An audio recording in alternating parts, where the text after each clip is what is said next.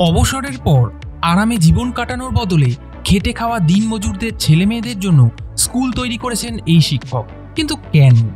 বর্ধমানের জামালপুর থানার অন্তর্গত গ্রাম বসন্তপুরের বাসিন্দা দ্বিজেন্দ্রনাথ ঘোষের জন্ম এতটাই গরিব পরিবারে যে উচ্চ মাধ্যমিক পরীক্ষার আগে পর্যন্ত তার একটা জুতোও ছিল না। হায়ার সেকেন্ডারি পরীক্ষা দেওয়ার আগে পর্যন্ত আমার কোনো জুতো ছিল না, কিন্তু কি বলবো, অন্যের সাহায্য দিয়ে আমি পড়েছি। সোজা কথায় আমার মামাদের সাহায্য নিয়ে আমি লেখাপড়াটা করেছিলাম। পয়সার অভাবে পড়াশুনো না করতে পারার জ্বালাটা খুব ভালো করে বোঝেন দ্বিজেন্দ্রনাথ ঘোষ। তাই 2008 সালে শিক্ষকতার থেকে অবসর নেবার পরেও বিরাম নেননি এই অসাধারণ শিক্ষক।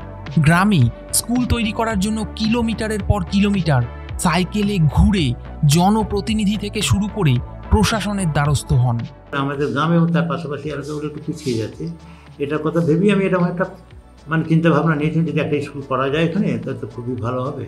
অনেক লড়াইয়ের পর অবশেষে 2014 সালে স্কুল শুরু হয় একটি খড়ের চাল দেওয়া ঘরে।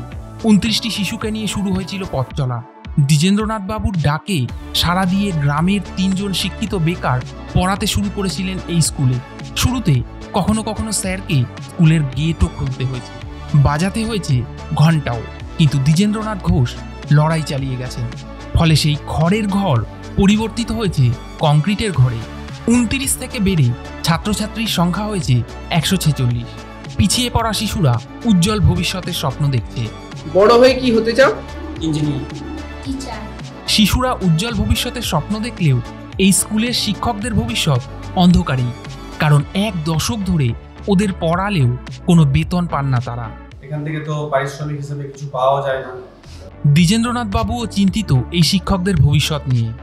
এই 5 জন ছেলে মেয়ে পড়াচ্ছে, আমি চাই তাদেরকেও পাই, পার্মানেন্ট টিচারও পাই, কিন্তু এদেরকে হারিয়ে নয়। সরকার থেকে যদি এদের জন্য একটা কিছু ব্যবস্থা করে দেয় তাহলে খুব ভালো হয়।